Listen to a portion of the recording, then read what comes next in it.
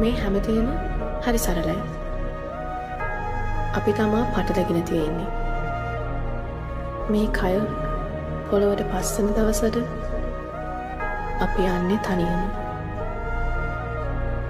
අපි ආදරය කරන හැමෝම දාලා තනියම. මේ විදිහට පේන්න, ඇහෙන්න, හිතන්න හම්බුන හිතින්. මැරෙන්න කලින් අපි ඉපදෙන්නේ ඇයි කියලා හිතලා බලන්න. නොදැන මේකෙන් කලියෙන්ම යන්න බලන්නේ නැතුව.